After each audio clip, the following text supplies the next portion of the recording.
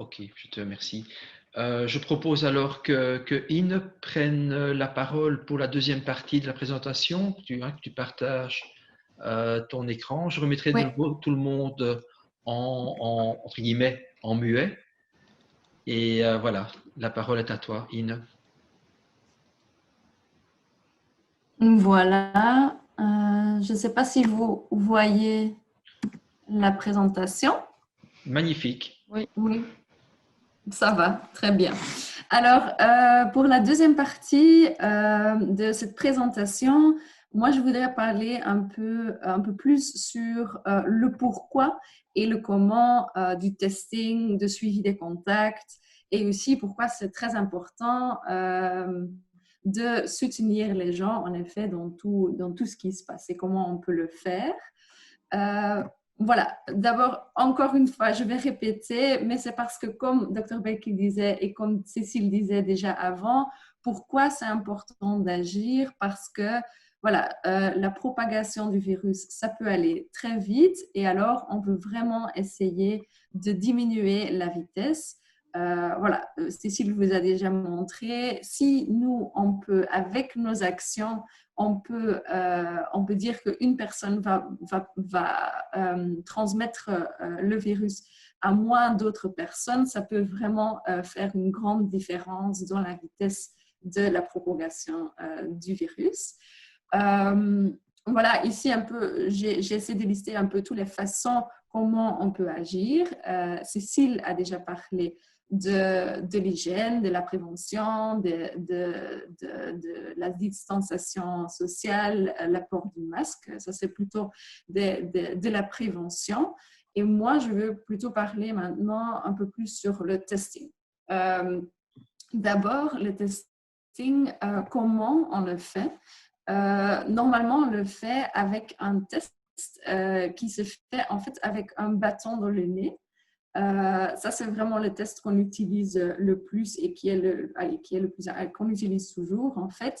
Et pourquoi on le fait comme ça? C'est parce que on va vraiment aller dans l'endroit parce qu'on sait, comme Cécile a expliqué, que le virus se trouve vraiment dans le nez, dans la gorge, et c'est là où on va trouver retrouver le plus facilement s'il y a un virus dans le corps de quelqu'un en fait. Il y a d'autres types de tests, mais ça, je vais pas trop en parler. Si vous avez des questions par rapport à ça, n'hésitez pas à les demander au panel parce que voilà, c'est eux qui vont pouvoir répondre à toutes ces questions le mieux. Mais ça, alors ça, c'est le test qu'on va faire. Et alors après, maintenant, qui est-ce qu'on doit tester? On veut en fait avec ce test essayer d'identifier qui a le virus dans son corps. Parce que s'il y a quelqu'un avec ce virus dans son corps, ça peut être quelqu'un qui peut être contagieux pour d'autres. Alors, qui tester? Les personnes malades, mais aussi alors les personnes qui étaient en contact avec les personnes malades et les personnes qui étaient à l'étranger. Pourquoi les personnes qui étaient en contact? Comme Cécile vous a expliqué, alors c'est parce que ces personnes-là ne peuvent pas avoir des symptômes, mais peut-être quand même potentiellement avoir le virus dans leur corps. Et c'est quoi alors les contacts? C'est voilà, les personnes qui étaient typiquement, c'est les personnes en famille, mais c'est aussi des amis, les personnes avec qui tu étais dans un bar pour longtemps, voilà, vraiment des gens qui sont proches des personnes malades. Et puis les touristes, en fait, voilà, pourquoi on veut tester les touristes? Parce qu'on sait que pas seulement en Belgique, il y a le virus qui circule, mais partout dans le monde et aussi en Europe. Et on sait que dans certains endroits en Europe, et on essaie de suivre ça très bien, en fait, il y a le virus qui circule plus important. Alors, s'il y a quelqu'un qui s'est retrouvé dans un endroit où le virus circule beaucoup, bah, on veut quand même les tester aussi pour être sûr qu'ils ne sont pas contagieux. Voilà, ça c'est le qui. Et maintenant, le comment et le où, parce que en fait, là, on fait un peu différemment pour les personnes qui sont symptomatiques, alors que les personnes qui se sentent malades.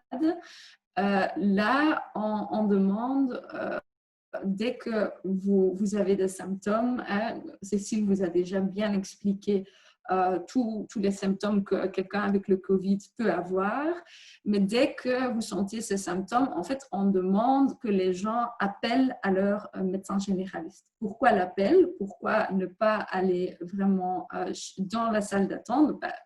Parce que ces personnes-là, ce sont des personnes qui peuvent être contagieuses pour des autres. Il faut s'imaginer qu'il y a quand même pas mal de gens qui sont plus vieux, par exemple, dans les salles d'attente chez un médecin ou qui ont d'autres maladies qui peuvent être plus à risque d'avoir une maladie qui peut devenir grave, en fait. Voilà, alors c'est très important, toujours appeler le médecin avant.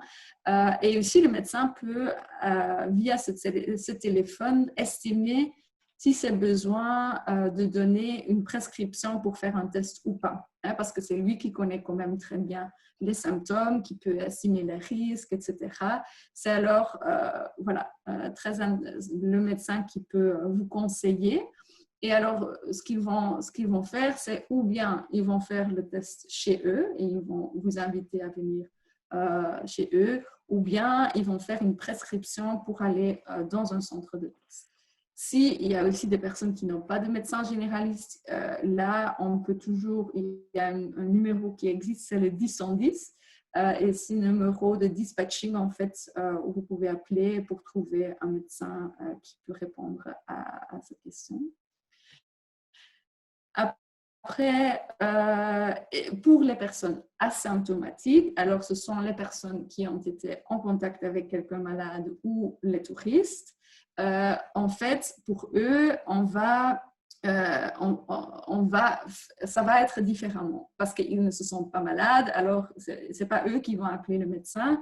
Ils vont être contactés par quelqu'un, par un contact tracer, avec allez, un peu d'infos, mais aussi avec un code SMS. Et avec cette code, ils peuvent aller aussi dans un centre de test pour faire ce test.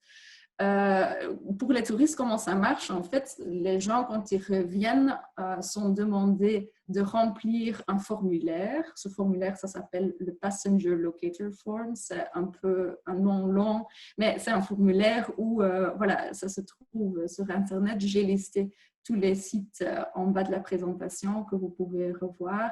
Et en fait, le but, c'est que s'il y a quelqu'un qui était dans une zone à risque avec beaucoup de virus, ils vont recevoir ce code SMS via cet remplissage de formulaire.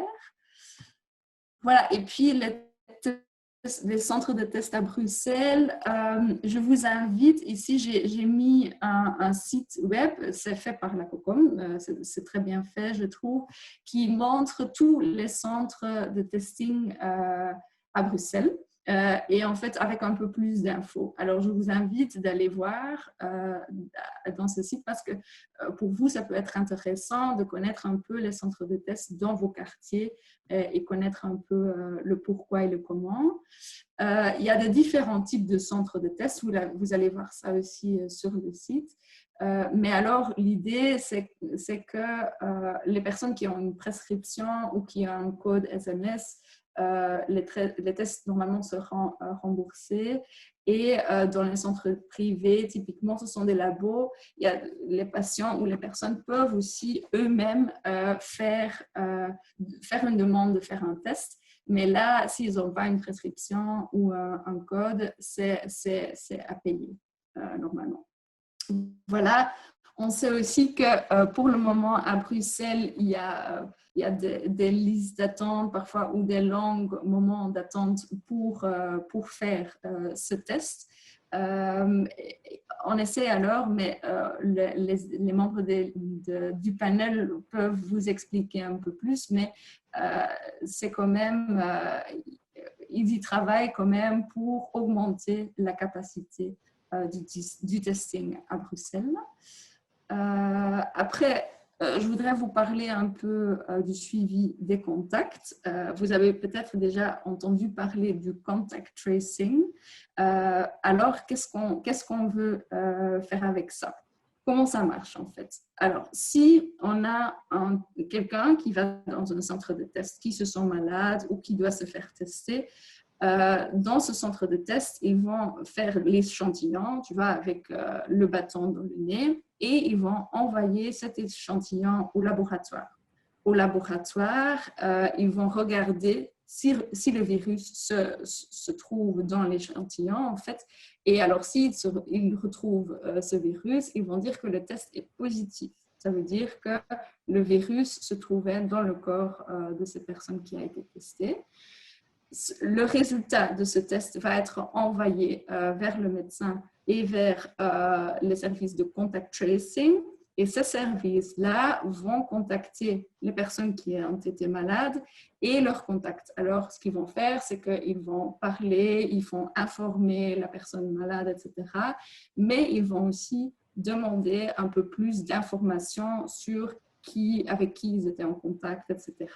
Et ensuite, contacter toutes ces personnes de contact aussi pour expliquer les mesures à prendre. Voilà.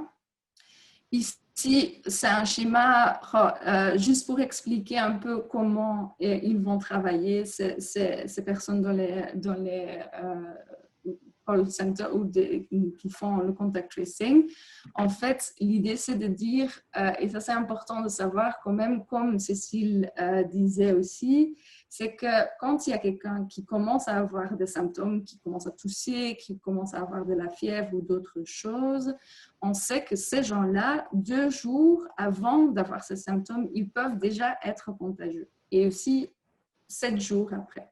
Alors, c'est toute une période de contagiosité et c'est cette période-là qu'on veut capter en fait et avec quoi on veut trouver les gens avec qui les personnes qui sont contagieuses étaient en contact.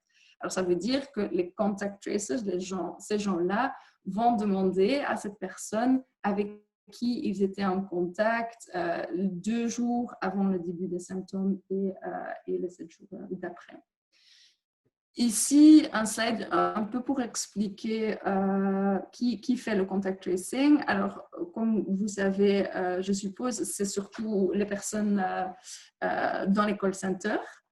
C'est eux qui vont vraiment appeler les gens, parler, demander les questions sur les cas, etc. Là, il y aura aussi la nouvelle application Corona Alert c'est une application pour le téléphone en fait, qui va arriver dans une semaine. Si vous avez des questions sur ça, j'invite aussi à demander des questions au panel. Et en plus, comme Caroline a déjà un peu expliqué, il y a, quand il y a des situations où il y a beaucoup de foyers d'infection ou des clusters, etc., là, on peut avoir des équipes ou des personnes dans la collectivité qui peuvent être activées pour travailler un peu avec les gens qui sont infectés, pour faire de la prévention, pour expliquer les mesures, etc. Oui, et là, je parle des clusters et je voudrais quand même spécifier ce que c'est un cluster parce que c'est aussi quelque chose qu'on entend un peu partout ou qu'on entend parfois parler. En fait, un cluster, c'est une situation où on voit qu'il y a plus de 2 cas, de deux personnes avec un test positif ou 2 personnes malades qui sont liées, qui sont malades en fait. Et avec cette info, c'est ça un peu le but du contact tracing aussi, c'est d'aller regarder qu'est-ce qui se passe dans les communautés pour diminuer aussi l'infection dans ces communautés, pour faire une analyse en fait de tout le monde qui était en contact avec qui et soutenir plutôt les communautés s'ils sont en difficulté ou il y a beaucoup d'infections. Voilà, et au final, je voudrais juste dire un mot encore sur la quarantaine et l'isolement, expliquer un peu la logique de nouveau. Et là, je vous montre le schéma encore une fois, parce que c'est sur base de ça. C'est de nouveau, quand on sait que quelqu'un peut être contagieux une semaine après le début de ses symptômes, c'est pour ça qu'on va demander aux gens qui sont malades de rester en isolement pour 7 jours. En fait. Parce que là, après, on sait qu'il y a beaucoup moins de risques que cette personne va contagier d'autres personnes. Et dans l'autre sens, il y a aussi les personnes de contact et les touristes, les personnes asymptomatiques, qu'on va demander de rester aussi 7 jours en quarantaine. Ça a changé récemment parce que, voilà, on veut avoir aussi, et je peux vous montrer peut-être plus facilement sur le schéma ici, en fait, on sait que quand le virus entre dans le corps, ça prend un peu de temps pour qu'on peut retrouver le virus dans le corps avec un test. Parce que c'est le virus qui doit se développer dans le corps, en fait. Et c'est pour ça qu'on va demander que les gens vont rester à la maison pour être sûrs qu'ils ne vont pas contagier d'autres et faire un test pour voir s'ils sont en effet contagieux. C'est pour ça qu'on demande aux personnes de contact de faire ce test. Voilà. Mais pour finir, je veux parler quand même un peu aussi de la quarantaine et la difficulté des quarantaines parce qu'on sait quand même que c'est pas quelque chose, allez, on le demande aux gens, mais c'est pas quelque chose qui est si évident que ça. Ça peut avoir des effets sur les revenus des gens, où il y a des gens qui sont très isolés, qui se retrouvent à la maison sans soutien social. Il y a aussi des gens qui peuvent se sentir très seuls ou qui peuvent développer des problèmes mentaux à cause de ça, ou mental à cause de ça. Ou il y a même des situations de violences domestiques qui peuvent être dangereux pour les personnes qui doivent rester en quarantaine. Et c'est quand même important d'en parler parce qu'on sait qu'avec toutes ces mesures, c'est pas évident. C'est pas évident pour tout le monde qui doit rester en isolement, qui doit rester en quarantaine, mais c'est pas évident non plus pour les médecins généralistes qui doivent travailler beaucoup ou dans les hôpitaux. C'est de dire ça, en fait, c'est que c'est une situation difficile pour tout le monde. Et là, ce qu'on peut faire, c'est quand même aussi, et je pense que c'est pour ça que c'est important aussi de parler avec vous, parce que vous êtes quand même des acteurs qui sont très proches de la communauté, qui voient très bien ce qui se passe. Et c'est pour ça qu'on se dit que c'est quand même important de bien rester informé et de rester aussi ouvert, d'essayer d'entendre les difficultés des gens, d'essayer de vraiment aller chercher des solutions ou demander de l'aide si nécessaire et de rester vigilant à ça. Ici, j'ai listé un peu tous les services de support. Ça, vous pouvez voir à votre aise et un peu les sites web intéressants. Et pour finir, alors je veux juste dire que, voilà, comme j'ai dit, je me répète un peu, mais je pense que c'est quand même important. C'est important de bien nous informer. Il y a beaucoup d'informations qui circulent, mais essayons de trouver les bonnes ressources d'informations. C'est aussi important de rester ouvert aux autres et de comprendre que tout le monde peut être dans des situations difficiles et que, voilà, que nous, ce qu'on peut faire, c'est vraiment essayer d'aider les gens, de trouver des solutions, rester ouvert. Et voilà. Et maintenant, je vous invite à demander des questions. Merci Ine, tu as parfaitement respecté le timing, 14h01, fantastique. Bien. Donc, je vois aussi que notre docteur Belkir a terminé sa conversation téléphonique, c'est génial. Tout le monde est bien synchronisé. Donc, Caroline, tu prends la main. Merci beaucoup. Donc, merci Ine pour la présentation qui était, je trouve, très explicite. Il y a quelques questions qui sont plutôt d'ordre scientifico-médical, mais je voudrais d'abord donner la parole à Madame Mailleux quant à l'impact de la quarantaine et de toute cette épidémie au niveau social, au niveau de la société, est-ce que vous avez quelques réflexions à donner ou quelques recommandations, quelques conseils sur base de vos observations? Voilà, merci beaucoup pour la parole. Donc Céline Maillot, je suis sociologue et je suis prof à l'ULB en santé publique. Voilà, donc c'est vrai que c'est un petit peu particulier parce qu'on n'a pas l'occasion beaucoup de savoir quelles sont vos expériences aussi de terrain et quelles sont vos attentes vraiment par rapport à un échange comme celui-ci. Peut-être quand même, puisque vous êtes en première ligne, finalement, j'imagine qu'une des problématiques à laquelle vous êtes confronté, c'est justement ce rôle de devoir finalement faire respecter parfois des normes en vigueur. Et donc peut-être un élément sur cet aspect voilà, de normes collectives. C'est vrai que les normes dont on a parlé, elles reposent à la fois, et on l'a vu initialement, c'est d'abord reposé essentiellement sur des sanctions, sur le fait de dire, bah voilà, les amendes, parfois les sanctions, c'est aussi plus informel que ça, hein, voilà, c'est des défrancements de sourcils, voilà, c'est là-dessus que ça repose, mais le plus important, et je pense que c'est ça aussi qui a été considéré dans les dernières évolutions, c'est le fait que ça repose sur le fait qu'on y voit du sens, en fait, qu'on a l'impression que c'est lié à ce qu'on croit important dans nos vies, à ce qu'on va mettre comme priorité aussi dans nos vies. Alors c'est vrai que donc on a des normes qui sont voilà, qui sont décidées, qui sont partie des normes qui sont décidées par nos dirigeants politiques, mais elles sont bien sûr fondées sur des avis d'experts.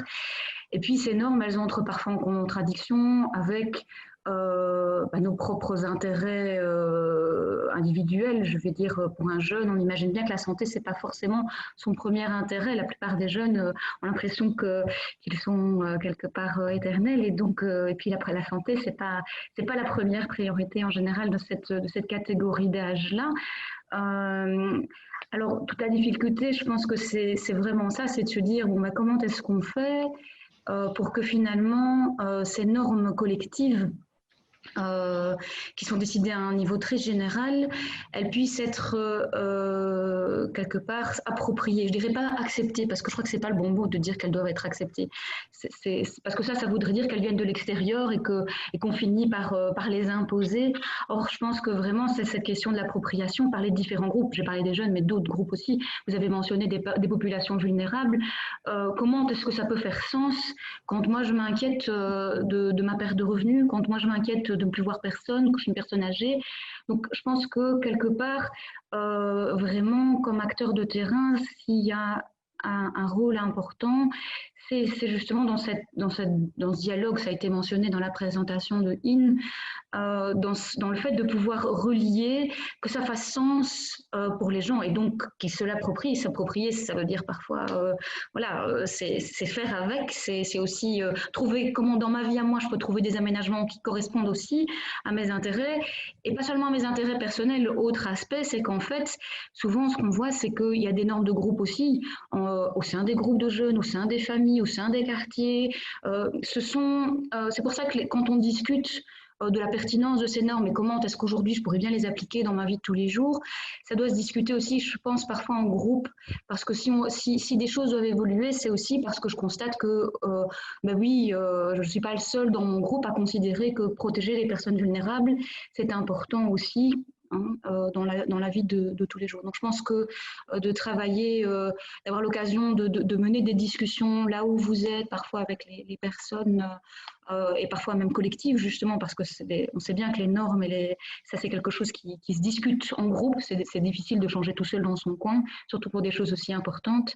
Donc voilà, c'est peut-être, puisque Madame Belkir faisait son petit message tout à l'heure, et l'autre aspect, donc peut-être les intérêts auxquels ça peut être relié, c'est vrai, c'est les personnes âgées, c'est les personnes vulnérables, c'est aussi les soignants, parce que donc, depuis quelques mois, on mène des entretiens auprès des personnels soignants dans les hôpitaux, à domicile, de différents métiers, tous les métiers.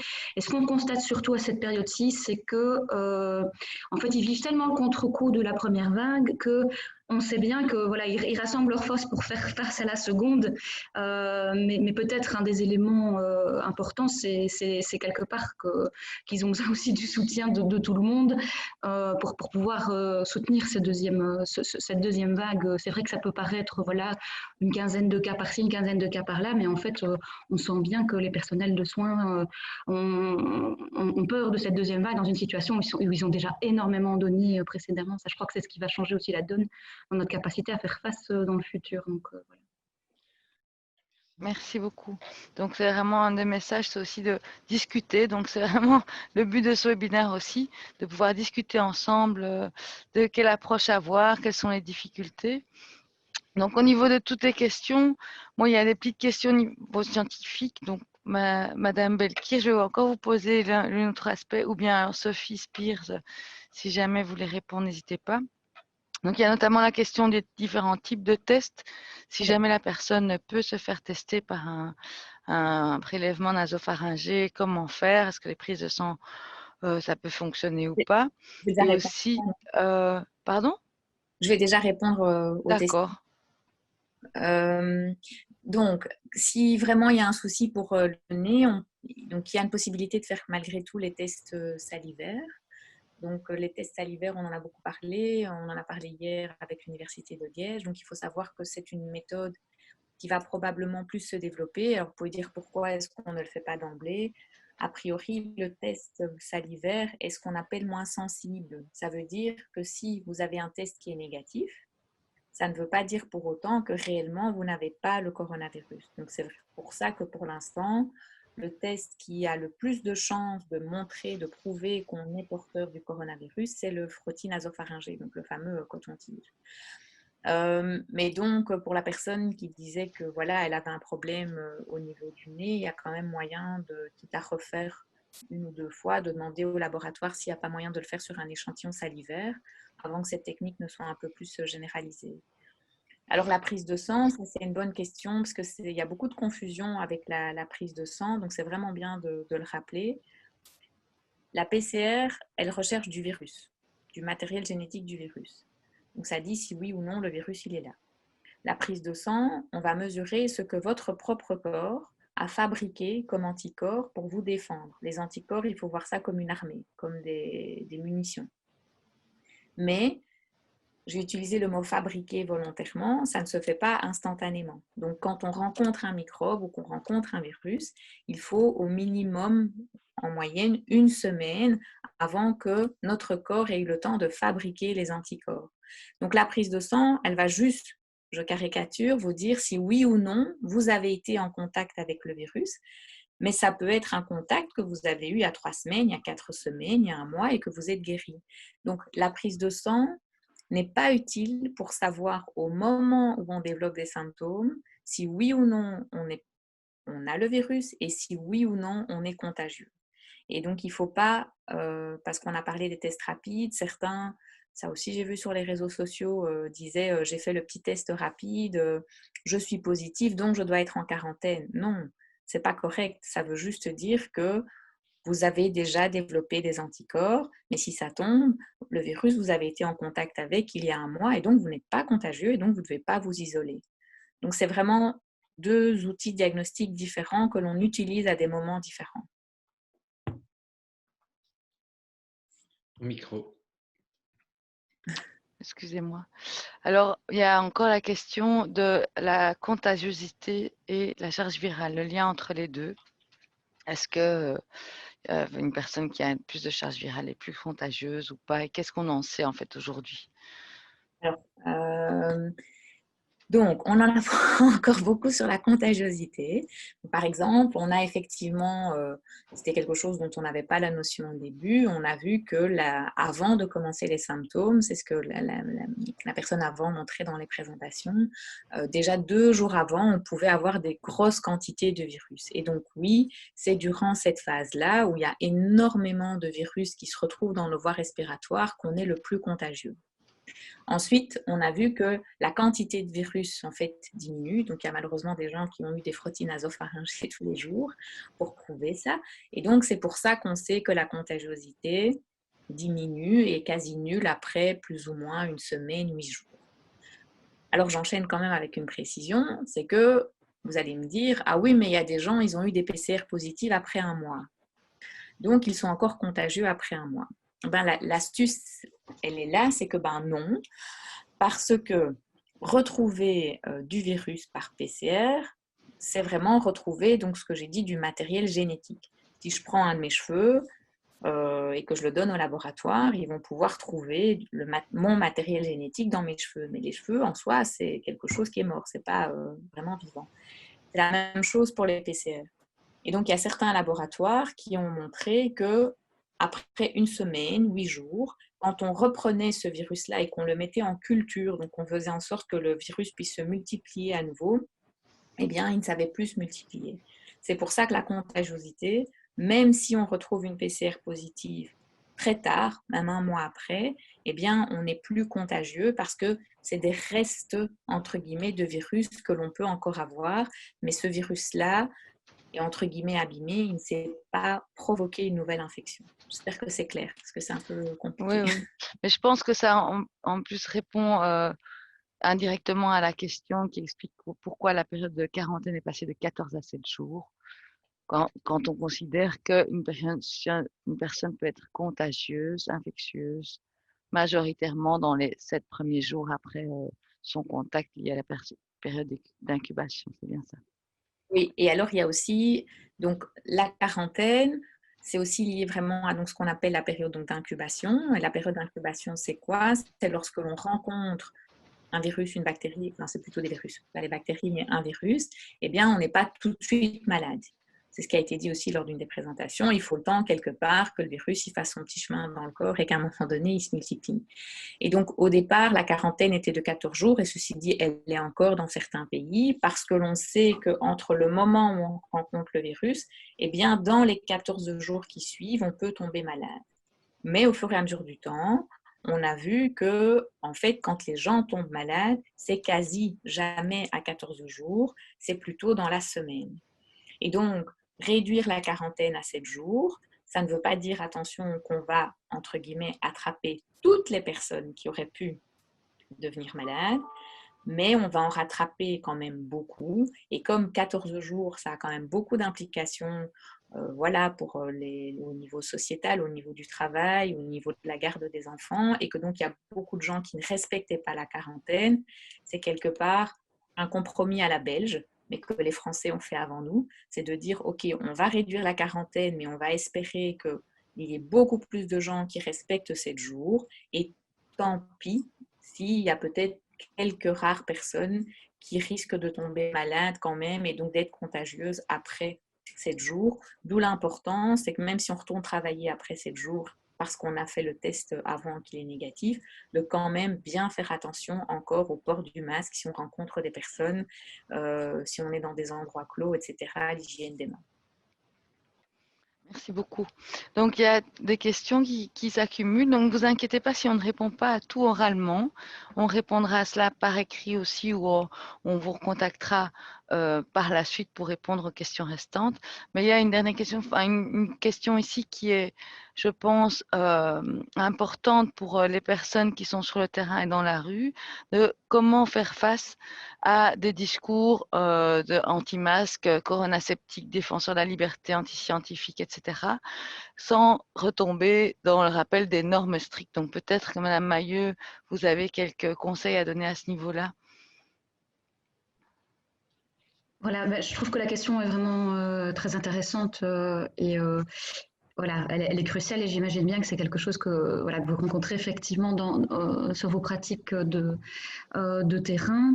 Alors, pas de baguette magique à vous proposer, hélas, mais peut-être quand même quelques réflexions par rapport à ça. Je pense qu'une première chose, c'est que c'est normal. On est dans une société démocratique et c'est normal, compte tenu de la période, que ce genre de débat ait lieu. Et donc ça, je pense que d'abord d'accueillir ça et d'entendre qu'à un moment donné, des gens ont besoin d'exprimer c'est aussi une forme de, voilà, c'est l'incertitude, et le professeur Belkir a bien précisé, cette maladie, elle est connue depuis le mois de décembre, et connue, c'est exagéré, bien entendu, elle s'est déclarée au mois de décembre, et donc les savoirs scientifiques eux-mêmes sont encore peu stabilisés, donc c'est normal quelque part qu'il y ait débat. Maintenant, le problème, c'est que ça a des impacts, en effet, et des impacts importants sur la santé de tous. Donc, moi, ce que je dirais, peut-être une réponse en 2 temps et très rapide, c'est que peut-être, effectivement, le rappel aux normes, dans ces cas-là, ne sert pas à grand-chose. Mais donc, à nouveau, c'est de savoir qu'est-ce qui est important, donc d'appeler les personnes à dire qu'est-ce qui est important dans votre vie aujourd'hui, quelles sont vos priorités, quelles sont les valeurs que vous placez au-dessus des autres, quelles sont voilà, vraiment les priorités, et de se raccrocher à ça, justement, plutôt de construire dans l'autre sens et de partir des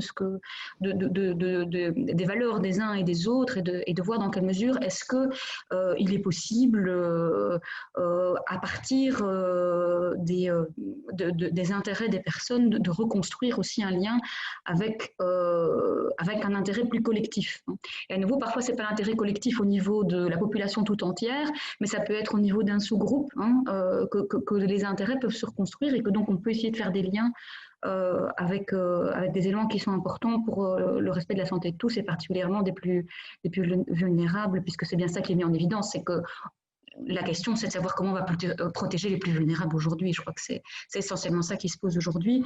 Et l'autre aspect, c'est que ce qui est toujours important, je sais bien qu'on est dans des sociétés on a l'impression qu'on est très individualiste, mais malgré tout, les normes collectives restent, ne serait-ce que dans l'idée d'être le plus libre possible, c'est déjà en soi une norme collective. Et donc, un autre élément qui joue un rôle, c'est ce qu'on appelle les personnes signifiantes de l'entourage. C'est-à-dire qu'il y a des gens qui, sans être des personnes d'autorité, sont des personnes de référence. Ça peut être vous aussi, parce que vous êtes des interlocuteurs de proximité, parce qu'on a confiance en vous, pour des tas de raisons qui sont liées au contact interpersonnel aussi, qui sont parfois liées. Et donc, ces personnes-là sont parfois en capacité, voilà, par leur exemple, parce qu'elles continuent à dire, en dépit, voilà, pour moi c'est important parce que, ça joue un rôle énorme, parce qu'on apprend et on évolue tous en bonne partie, aussi par l'imitation, mais en tout cas quand on voit d'autres personnes en qui on a confiance, qui adoptent certains types de comportements, qui tiennent certains types de discours, eh bien ça joue un rôle important aussi pour ces aspects-là. Voilà. Donc à nouveau, pas de baguette magique, mais quand même de clés. Donc travailler au départ des normes, pas des normes, des valeurs peut-être plutôt, et des priorités des personnes elles-mêmes, et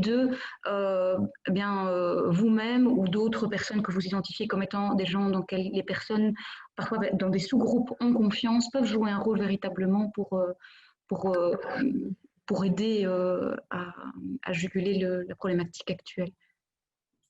Merci beaucoup pour cette réponse.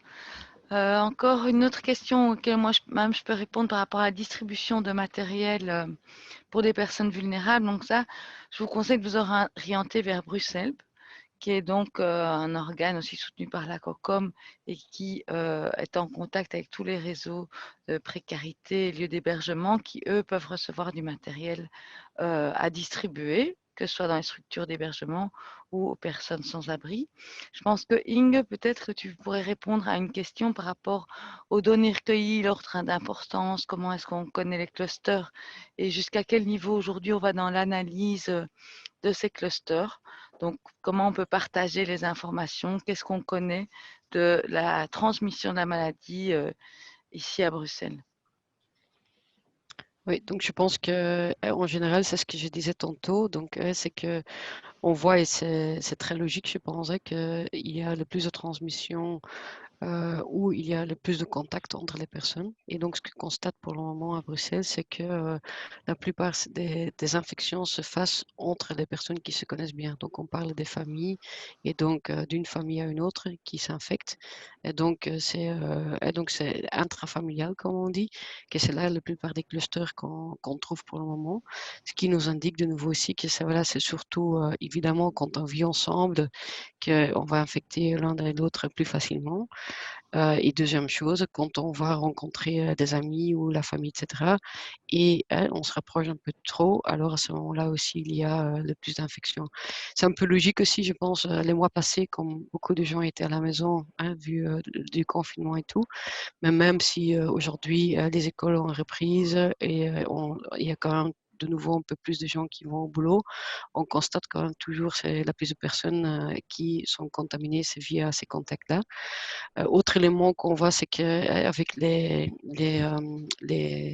gens qui sont partis en congé et la rentrée d'autres zones, en fait, qu'il y a aussi encore des infections qui se sont ajoutées, surtout venant des pays en zone rouge, où il y a quelques pays qui étaient quand même, qui ont donné lieu à plus d'infections que d'autres, et quelque part aussi qui ont fait accélérer un peu l'augmentation du virus, parce qu'il y avait déjà des infections entre nous, entre guillemets, il y a quand même encore des infections qui sont ajoutées avec des personnes qui sont revenues de l'extérieur. Et donc, et aujourd'hui, évidemment, avec les écoles et tout, on voit aussi qu'il y a quand même des situations qui ont lieu.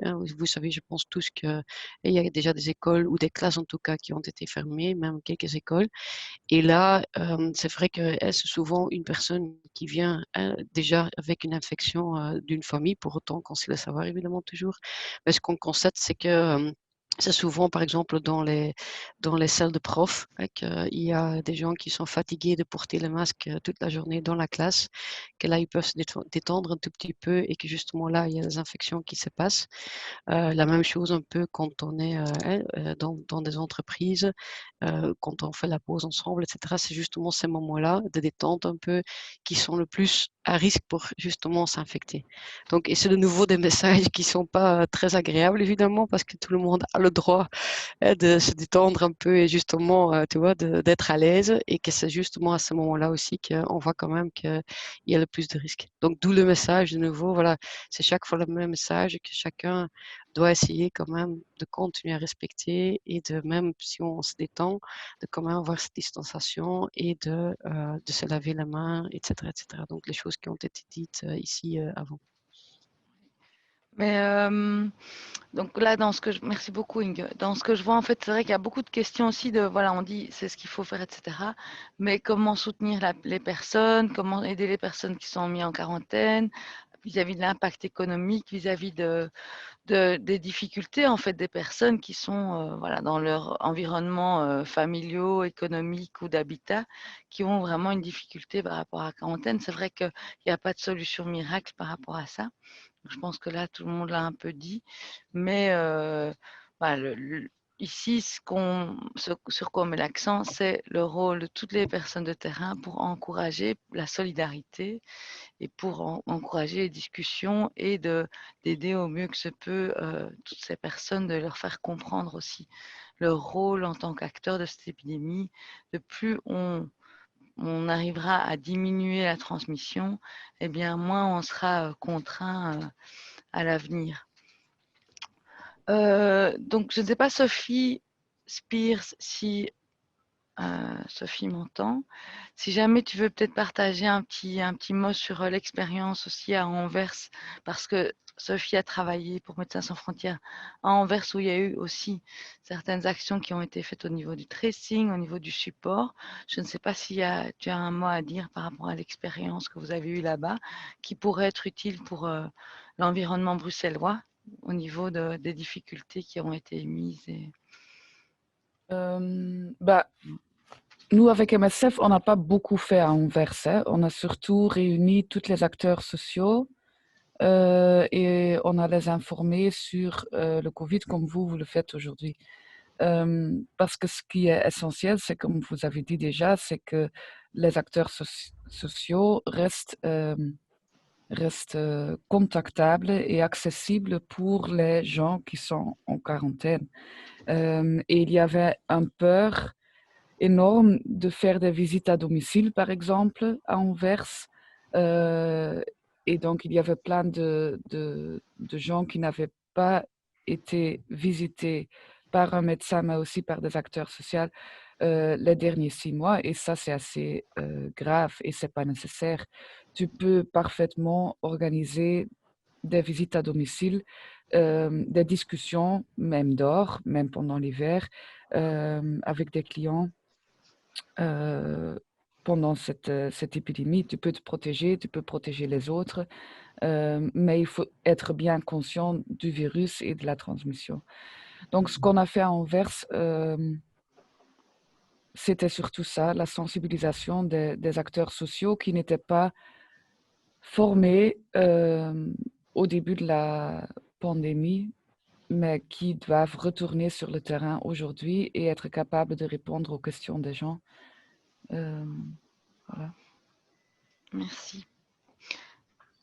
Voilà, je ne sais, Patrick? Mais non, je crois que, encore un message, ces visages, vous devez bien les garder en mémoire parce qu'on reviendra vers vous sur le terrain. Bon, c'est vrai qu'on reviendra souvent pour les clusters, mais on va continuer l'exercice. Hein. Ça, c'est aujourd'hui un pas vers vous, mais on ne vous laisse pas tomber et donc on reviendra. À moins que notre docteur Belkir trouve... Oui, je voulais juste revenir sur les coronaseptiques. Une minute. Une minute, c'est important. Souvent, les coronaseptiques, c'est les mêmes qui sont anti-vaccins, etc.